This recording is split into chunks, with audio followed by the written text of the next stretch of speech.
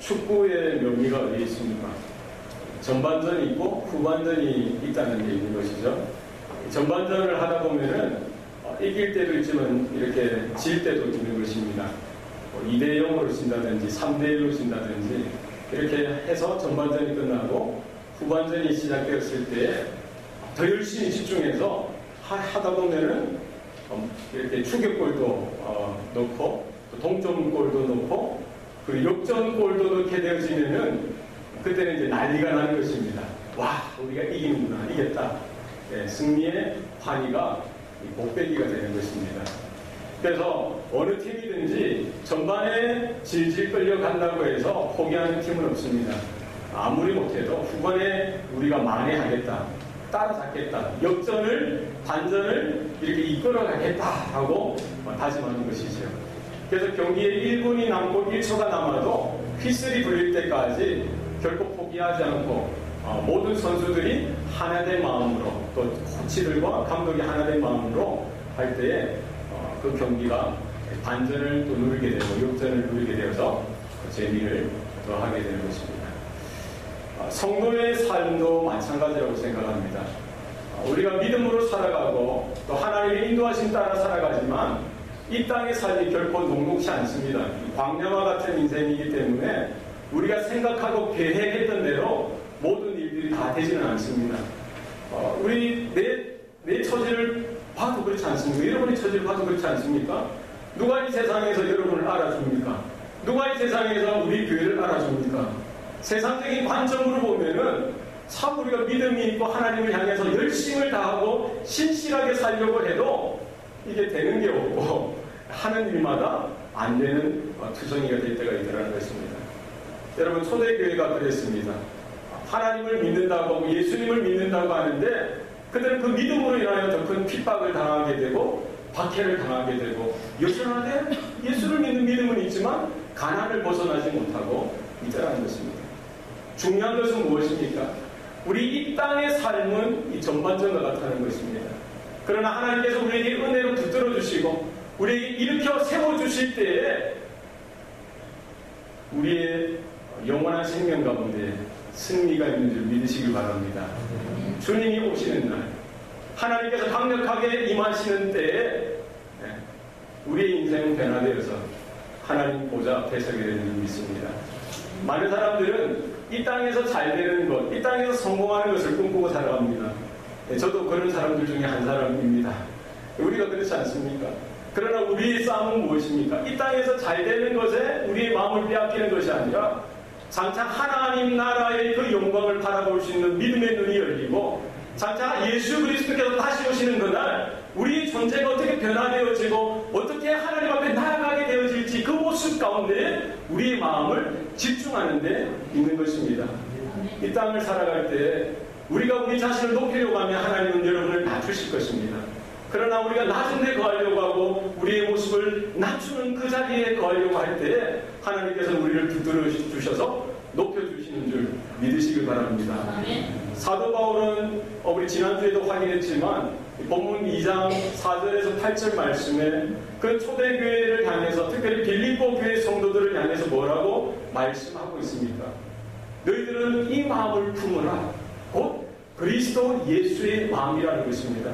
어떻게 그들이 그와 같이 박해와 핍박이 심한 정말 믿음으로 살아가기 너무나 1분 1초를 견디기 힘든 그런 상황 가운데 어떻게 믿음으로 살아갈 수가 있느냐? 바로 예수 그리스도의 마음을 품는 것입니다. 예수님의 마음은 무엇입니까? 예수님은 근본적으로 하나님과 본체시나 하나님과 동등됨을 여기지 아니하셨다라고 성경은 기록하고 있습니다. 오히려 자기를 비워서 종의 형체를 지니고 사람과 같이 되었다라고 말씀하십니다. 우리와 함께 하심으로 오히려 자기를 낮추시되 죽기까지 복종하시는 그 자리에 그 모든 존재를 드렸던 분이십니다. 그 자리가 어디입니까? 십자가의 죽으심이라고 성경은 말씀하고 있습니다. 예수님은 제자된 저와 여러분을 향해서 분명히 말씀합니다. 너희들은 자기를 부인하고 자기 십자가를 지고 나를 쫓아가. 여러분, 이것이 믿음의 본질입니다. 이 땅에서 우리가 어떤 모습으로 사는지 그것은 크게 중요하지 않습니다. 우리가 중요한 것은 이 땅에 살아 숨쉬는 그 순간까지 우리의 믿음을 주님 앞에 온전히 준비하여 영원하게 임하실 그 하나님의 나라를 위하여 인생을 철저하게 준비해 가는 데 있는 것입니다. 여러분 속지 마시기 바랍니다. 많은 사람들이 넓은 문을 향하여 넓은 그 영광의 길을 향하여 걸어가게 될 것입니다. 성공을 향하여 많은 돈을 벌고 많은 이름을 내는데 많은 사람들이 마음을 빼앗겨 가고 있는 것입니다. 그러나 우리가 걸어가야 될 길은 어디냐? 좁은 문, 좁은 길입니다. 주님께서 가셨던 그 길, 누가 감당할 수 있습니까? 예수 그리스도의 마음을 품고 있는 자, 저와 여러분이 감당하는 줄 믿습니다. 오늘 본문에서 분명히 말씀하고 있죠. 만약에 예수님께서 십자가에 달려 죽으신 그것으로 끝이 나면은 우리는 우리 믿음에 아무런 이런 희망도 없는 것이죠. 절망 그 자체가 될 것입니다.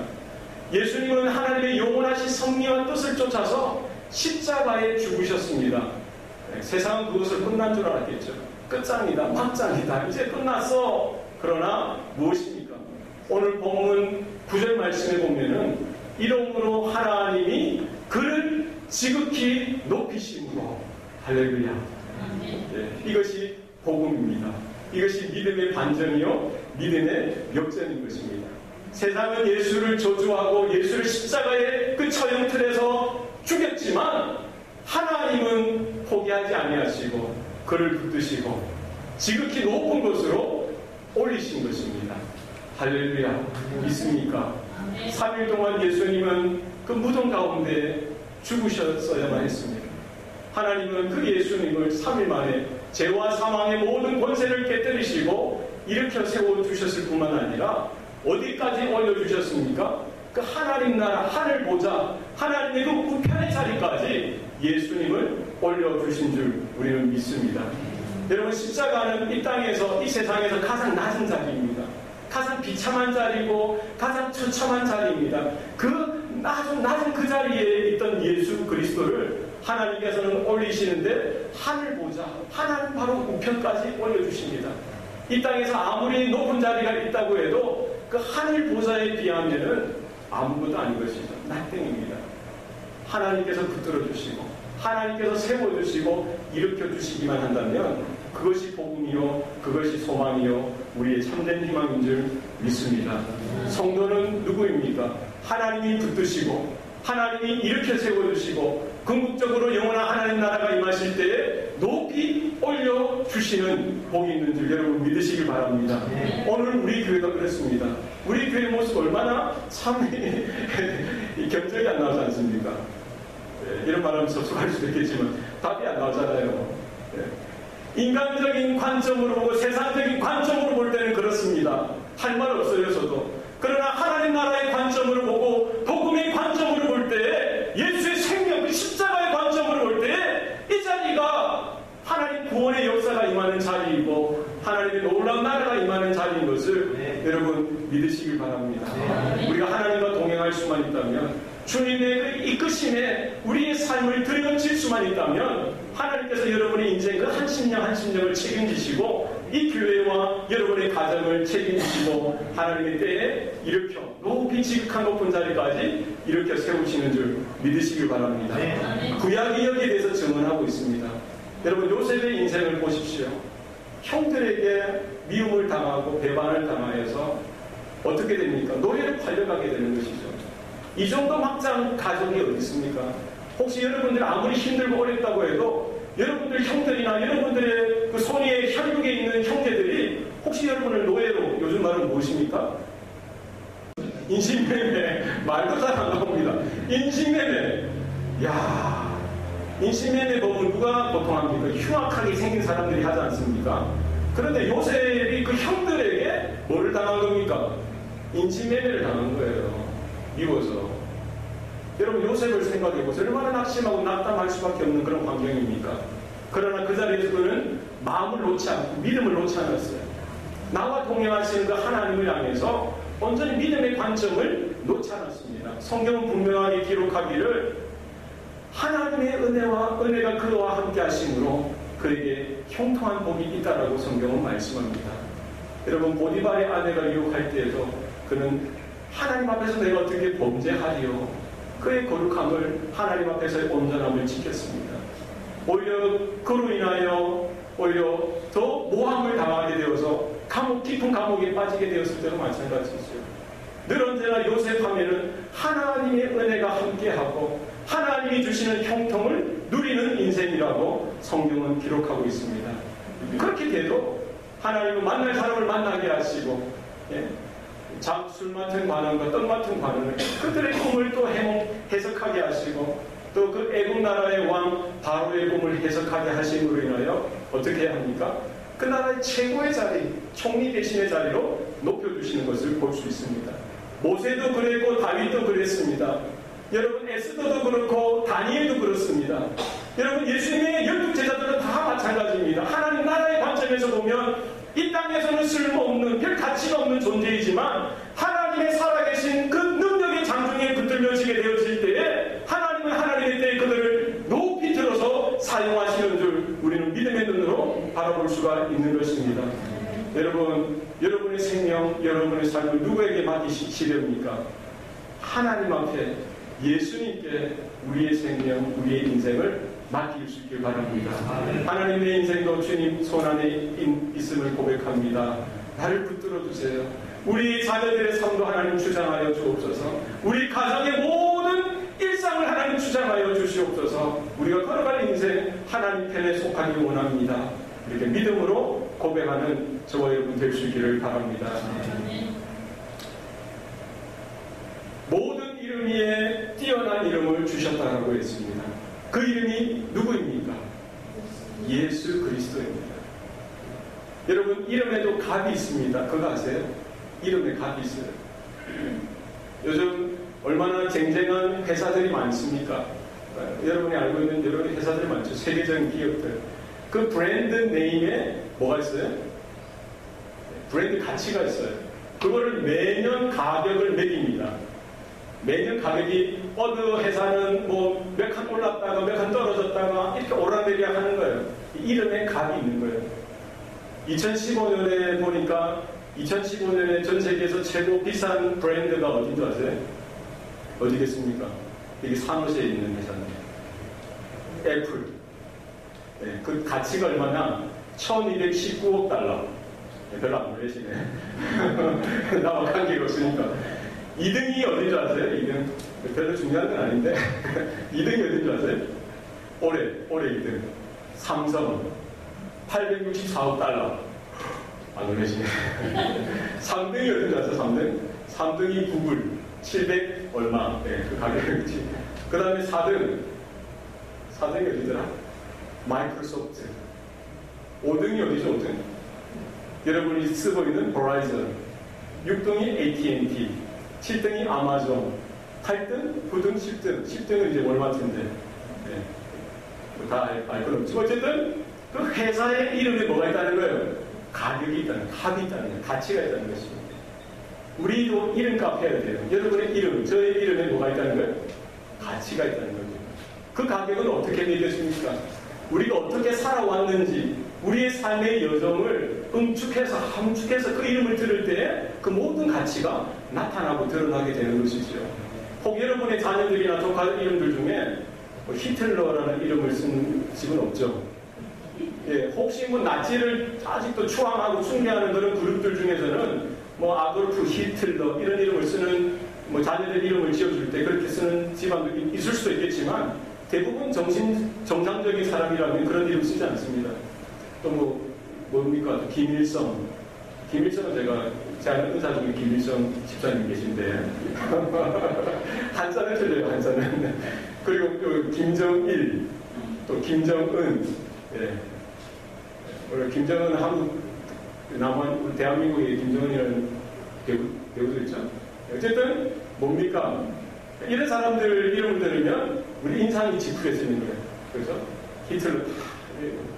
그러나 여러분 여러분 좋아할지 모르겠지만 박세리, 박찬호 지금은 이제 한물간 선수들이지만 우리가 1990년 후반 때만 해도 이 두 사람이 얼마나 대한민국의 청량제 역할을 했는지 몰라요. IMF가 힘들어할 때에 네, 이거 공 하나 잘 쳐가지고, 골프 하나 잘 쳐가지고, 신발 보고 물에 들어가지고, 그걸 하나 딱 차는 게 그걸로 인해서, 대한민국 모든 국민이 공감하는 게 무엇입니까? 아, 우리도 할 수 있다. 박찬호가 156km, 시속 156km 던지는 거, 그 공 보고, 스트라이크 하는 거 보고, 이 온 국민이 들썩들썩 하는 거예요. 뭐예요? 야, 우리도 할 수 있다. 이런 이름이 되면 좋겠습니다. 이름에 가치가 있더라고요. 우리 어떻게 살아가느냐? 이 세대에도 얼마나 훌륭한 사람들이 많습니까? 오고 오는 세대 가운데, 모든 역사 가운데, 모든 지역 가운데, 모든 정치나 경제나 문화나 예술이나 뭐 경제나 학문이나 이런 분야에 있어서 탁월한 리더십을 가진 업적을 이렇게 이룬 훌륭한 사람들이 많습니다. 그러나 성경은 분명하게 말씀하기를 모든 이름보다 뛰어난 이름을 누구에게 주셨다라는 것입니까? 예수에게 주셨다는 것입니다. 아들을 낳으리니 그 이름을 예수라 하라. 그가 자기 백성을 죄의 죄에서 구원할 자이시니라 하니라. 예수의 이름 뜻이 무엇입니까? 하나님이 구원하신다는 사실입니다. 예수님은 그 이름의 뜻대로 이 땅에 오셔서 33년을 무엇을 위해 사셨습니까? 모든 인류를 구원하시기 위해서 십자가를 향해서 고난을 향해서 걸어가는 그 삶을 사셨던 것입니다.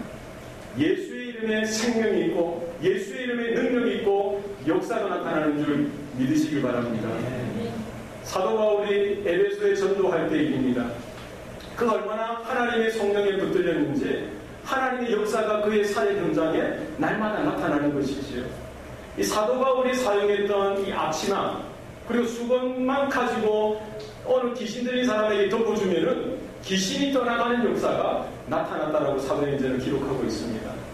그 지역에 있던 이 유대교 이 무당이죠. 이 대제사장의 아들인 스게와와 7 아들이 그 사도 바울이 귀신을 쫓아내는 그 능력이 탐나서 따라하는 겁니다.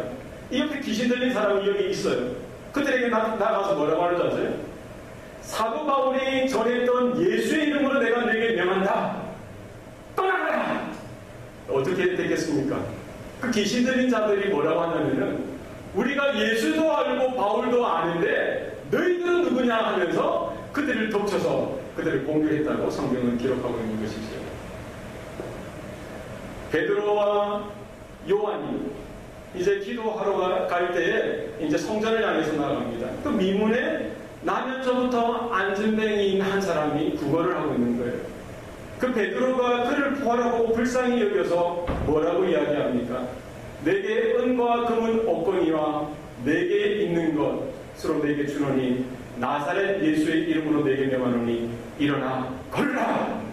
그리고는 붙들어 이렇게 세우니까 일어나는 놀라운 역사가 있게 되어진 것이죠. 여러분, 예수의 이름으로 우리는 기도할 수가 있습니다. 예수의 이름으로 악한 영을 우리는 물리칠 수가 있는 것입니다. 주 예수를 믿으라. 그리하면 너와 내 집이 구원을 얻으리라. 여러분, 주의 이름을 부르는 자마다 구원을 받는 놀라운 역사가 임하는 줄 믿으시길 바랍니다. 여러분, 우리 어렸을 때 불렀던 복음성가 기억나십니까?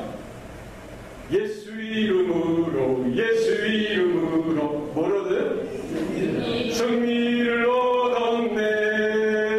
예수 이름으로 예수 이름으로 승리를 얻었네. 할렐루야. 예수 이름으로 나갈 때 승리를 얻었네. 가사가 많지 않습니까? 예수 이름으로 예수 이름으로 마귀는 쫓긴다. 예수 이름으로 예수 이름으로 마귀는 쫓긴다. 믿습니까? 네. 예수의 이름에 권세가 있고 예수의 이름에 능력이 있는 줄 우리는 믿습니다. 여러분, 외롭고 힘들 때 예수의 이름을 부르시기 바랍니다. 주님, 예수여 나를 붙들어 주시옵소서. 나를 구원하여 주옵소서. 우리의 기도를 들으시는 하나님인 줄 믿습니다. 자, 우리 10절 말씀입니다. 10절 말씀 다 같이 읽겠습니다. 시작. 하늘에 있는 자들과 땅에 있는 자들과 땅 아래에 있는 자들도 모든 무릎을 예수의 이름에 꿇게 하시고.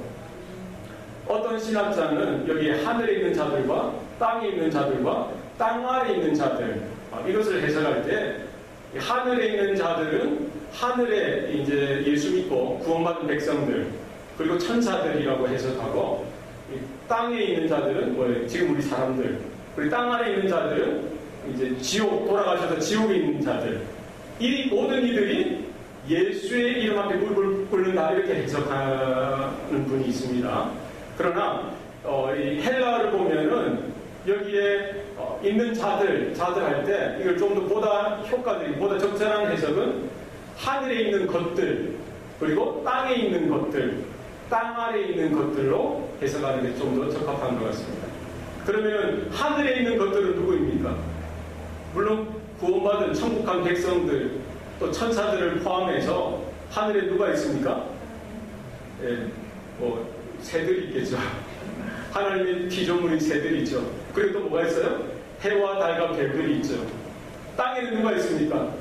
우리 사람들뿐만 아니라 하나님이 만드신 모든 피조 세계들, 모든 동물들, 모든 식물들, 모든 창조물들이 있는 거예요. 땅 아래는 어디입니까? 물론 우리 지렁이가 사는 땅 아래도 되지만 저 바다 속 깊이, 땅 아래는 거기까지 다 포함하는 거죠. 이 땅 안에 있는 모든 하나님의 피조 세계, 피조물들이 어떻게 한다고요?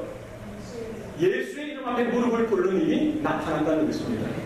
지금도 그렇고, 장차 그 일이 언제 완벽하게 이 말씀에 따라 실현되어집니까? 예수님이 재림하시는 날, 예수님이 다시 오시는 날, 그와 같은 일이 벌어지는 줄 믿으시기 바랍니다.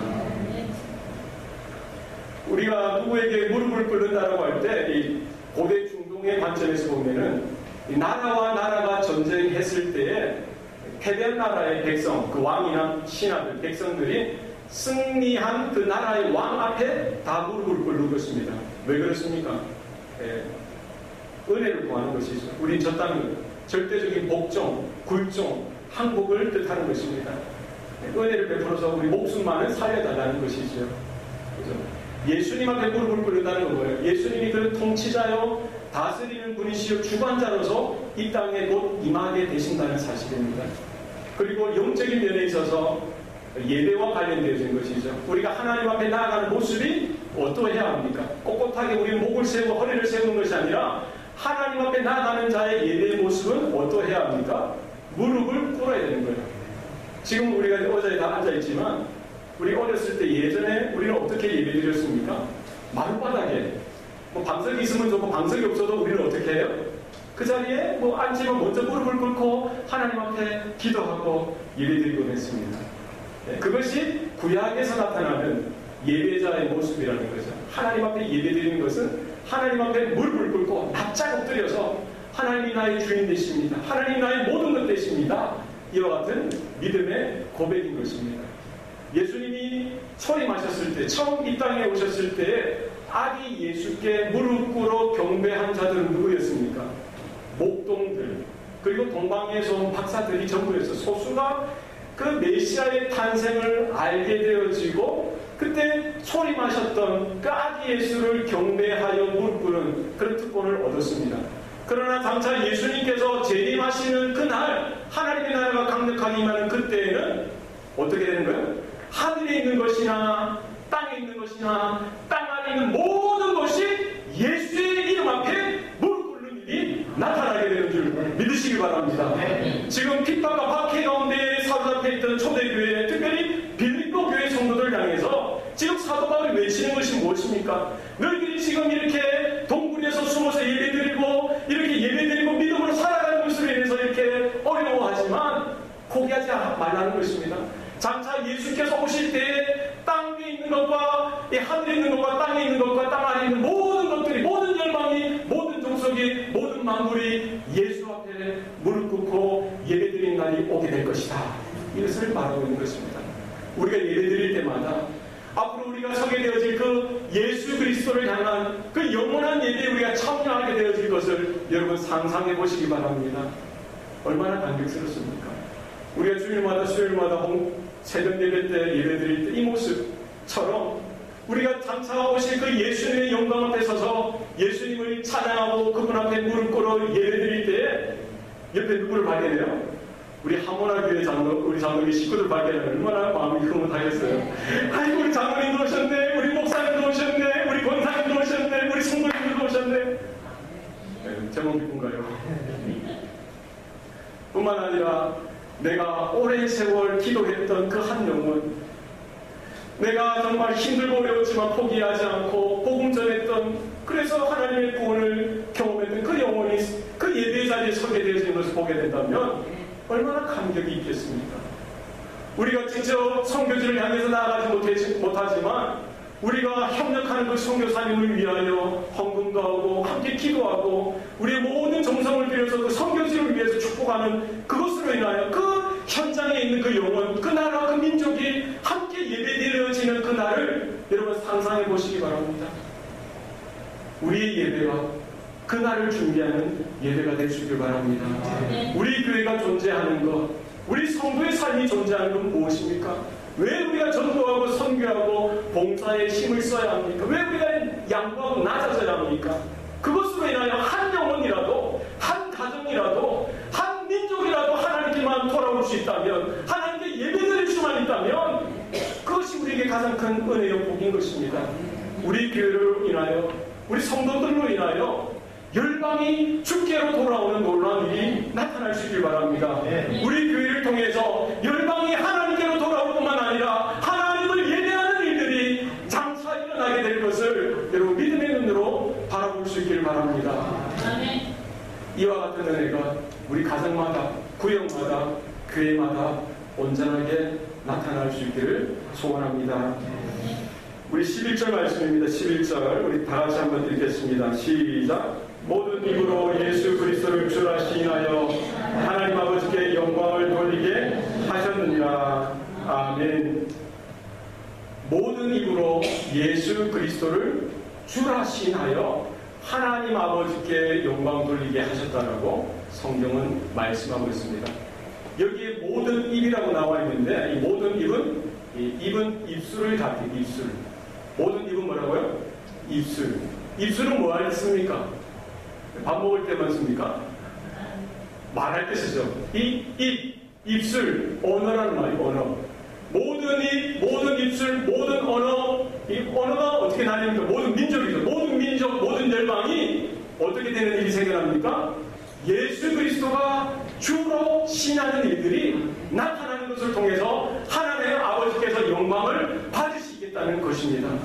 우리 성도들의 삶을 통해서, 그죠? 우리 교회의 헌신을 통해서 모든 입, 모든 언어, 모든 열방, 모든 민족이 하나님을 인정하고 예수 그리스도가 나의 주, 나의 하나님인 것을 인정하는 그 일을 통해서 하나님께서 영광 받으시는 줄 믿으시기 바랍니다. 네. 우리는 예수님은 나의 주님이십니다. 쉽게 고백하죠. 그죠? 동의하십니까? 그러나 지금 오늘 빌립보서를 처음 받았던 빌립보 교회 또 초대교회 성도들에게 있어서 예수님은 나의 주님 되십니다 이렇게 고백하는 것이 결코 쉬운 일이 아니었어요. 그것으로 인하여 그들은 핍박을 받을 수밖에 없고 박해를 받을 수밖에 없는 것이죠. 특별히 유대인들에게 있어서는 예수가 주가 되신다는 이 고백은 유대인들 입장에서는 이거는 불경한 일이에요. 불경한 일. 왜 그렇습니까? 여기에 우리가 배경을 좀 이해할 필요가 있습니다. 구약에 있어서 성경을 그때는 이렇게 인쇄술이 없으니까 뭘 합니까? 서기관이 성경을 다 이렇게 복사를 합니다. 필사를 통해서 책을 만드는 거죠. 그죠? 구약 성경을 이렇게 기록하는데 그때는 뭐 이사야서를 기록하면은 어떻게 기록합니까? 서기관이 그 일을 하는 거예요. 그거를 보고는 이렇게 똑같이 기록하는 거예요. 기록하다가 만약에 오타가 생기면은 그 페이지는 다 찢어버리는 거예요. 정정하는 거 없이 하는 거예요. 그런데 하다가 여호와 혹은 하나님이라는 단어가 나오면은 어떻게 합니까? 그 자리에서 펜을 놓고 밖에 나가서 몸을 목욕을 하는 거예요. 그리고 옷을 다 빠는 겁니다. 그래서 새 옷을 입고 다시 들어와서 펜을 깨끗하게 다시 씻어요. 그리고 다시 여호와라는 이름을 적어야 되는데 여호와 하나님이라는 이름은 너무나 거룩한 이름이기 때문에 그 여호와 하나님이라는 이름을 쓸 수가 없어요. 엘로힘이라는 이름을 쓸 수 없어요. 뭐를 씁니까? 그 대신에 아도나이라는 단어를 써요. 아도나이는 주라는 뜻입니다. 주. 그러니까 구약 성경을 기록할 때 뭐를 써요? 여호와 하나님이라는 단어가 생기면은 그 자리에서 멈추고 나가서 샤워하고 목욕하고 옷을 빨고 새로 입고 붓을 씻고 또 이렇게 기록하는 거예요. 얼마나 정성이 들겠어요. 그리고 여호와 하나님의 단어는 그대로 쓸 수 없고 아도나이 주님이라고 쓰는 거죠. 그래서 이 구약 성경을 그대로 번역한 NIV 성경에 보면은 여호와 하나님 대신에 그 영어 성경은 뭐라고 되어 있어요? The Lord라고 되어 있어요. The Lord, 주님이란 말이죠. 1세기쯤에 이제 구약 시대 한 2, 3세기 전쯤에 70인경이라는 성경이 나왔는데 이 성경은 뭐냐면은 구약 성경은 히브리어로 기록되어져 있는데 그 당시에 헬라화 되어져 가지고 2세대, 3세대들은 히브리어를 모르는 거예요. 그들은 어디에 익숙합니까? 헬라어, 그리스어에 익숙하죠. 그러니까 히브리어 성경인 구약 성경을 헬라어로 번역하는 작업을 했어요. 그게 70인경이에요. 거기에 보면은 그 여호와 하나님을 뭐라고 기록했습니까? 원래 아도나이라고 기록했다고 되어 있죠. 그 아도나이를 그리스어로 퀴리오스, 주님이란 말이거든요. 퀴리오스로 다 번역한 거예요. 초대교회 성도들은 만날 때마다 예수는 나의 주인 되십니다. 주님 되십니다. 이렇게 고백했어요. 또 문제는 뭡니까? 그 1세기 때에 누가 그 땅을 다 다스렸습니까? 로마 황제가 다 다스렸어요. 로마 제국이 다스렸어요. 그런데 그들은 로마 제국의 시민들은 뭐라고 고백하며 살았습니까? 황제 시저만이 나의 퀴리오스 되십니다. 나의 주인 되십니다. 라고 고백하는 거예요. 그런데 그 당시 초대교회 성도들, 크리스찬들은 뭐라고 고백합니까? 예수 그리스도는 나의 주인 되십니다. 고백하니까 주인이 몇 개가 되는 거예요? 2개가 되니까 상충하는 거예요. 이게 부딪히는 거예요. 그러니까 로마 황제나 로마 제국에서는 누구를 죽일 수밖에 없는 겁니까? 초대교회 성도들을 죽일 수밖에 없는 거예요. 그래서 예수는 나의 주인 되십니다라고 고백했던 수많은 초대교회 성도들이 어떻게 했습니까? 그 원형 경기장에 사자의 밥으로 던져져야 되고 또 화형을 당하거나 아니면 십자가 처형을 당하게 되어지는 그런 어려운 환경 가운데 있어야 되는 것이죠. 그럼에도 불구하고 그들은 무엇을 고백했습니까? 만날 때마다 예수는 나의 주님 되십니다. 예수께서 부활하셨습니다. 이것을 서로 인사하고 격려하고 나누는 것입니다. 우리 한번 고백해 보실까요? 예수는 나의 주님 되십니다. 예수는 나의 주님 되십니다. 그렇습니까? 우리 어떤 상황, 어떤 처지에 있든지 예수님은 나의 주인 되십니다. 이와 같은 고백이 변함없으시길 바랍니다. 우리가 불리해지고 우리가 어려워지는 그런 환경 가운데 처해질지라도 예수님은 나의 주, 나의 하나님 되십니다. 이 분명한 고백이 더욱더 명확하게 나타나고 드러날 수 있길 바랍니다. 오늘 본문은 분명히 말씀합니다. 성도의 존재가 얼마나 복된 존재입니까? 교회의 존재가 얼마나 복된 존재입니까? 예수님을 들어 지극히 높으신 곳으로 올리셨던 그 하나님께서 이 성도들을 붙들고 계시고 이 교회를 붙들고 계십니다. 여러분, 그 분께서 우리를 저 지극히 높은 곳으로 올려주시는 줄 믿으시길 바랍니다. 장차 모든 입술들이, 모든 민족과 열방들이 예수가 주인 되신다는 사실을 고백하는 날들이 장차 이르게 됩니다. 하늘에 있는 자들이나 땅에 있는 자들이나 땅 아래 있는 모든 자들이 무릎을 예수님께 꿇고 예배하는 날이 곧 다가올 것입니다. 우리의 예배가 그날을 준비하고 우리의 남은 삶이 그 예수 그리스도의 이름을 존귀케 하는 그 일에 쓰임받을 수 있는 놀라운 은혜가 저와 여러분 가운데 있기를 바랍니다. 기도하시겠습니다. 살아계신 아버지 하나님, 핍박과 박해 가운데 놓여있는 초대교회를 향해서 너희는 이 마음을 품으라, 곧 예수 그리스도의 마음이니라고 사도 바울이 외쳤습니다. 하나님, 우리 교회도 우리 성도들도 그 예수 그리스도의 마음을 마음에 품을 수 있도록 도와주시옵소서. 예수님께서 걸어가셨던 그 길을 우리도 마다하지 아니하고 우리의 자신을 날마다 부인하고 내게 있는 십자가를 지고 주님이 걸어가셨던 그 좁은 길, 좁은 문으로 걸어가게 하여 주시옵소서. 우리의 낮아짐을 통해서 하나님의 영광이 더 드높아질 수 있는 은혜가 있게 도와주시길 원합니다. 우리가 희생하고 우리가 헌신함으로 한 영혼이, 한 가정이, 한 나라와 민족이 하나님께로 돌아오는 놀라운 일들이 나타나게 됨을 우리가 믿음의 눈으로 바라보게 하여 주시고 이 믿음의 부름 앞에 우리가 포기하지 아니하고 끝까지 신앙의 정절을 지켜나갈 수 있도록 도와주시옵소서. 주님께서 다시 오시는 그날 우리 교회 모든 성도들뿐만 아니라 우리가 마음에 품고 작정하여 복음을 전했던 그 영혼들도 함께 그 예배의 자리 가운데 서게 될 것을 꿈꾸게 하여 주시고, 이것이 우리 성도들의 비전 되어지게 하여 주시고, 이것이 우리 교회의 비전 되게 도와 주시옵소서. 한 영혼을 구원하여 주의 제자 삼는 그 일에 우리 모두가 한 마음 되어지게 하시고 끝까지 나아갈 수 있도록 도와주시옵소서. 감사드리고 예수님 이름으로 기도합니다. 아멘.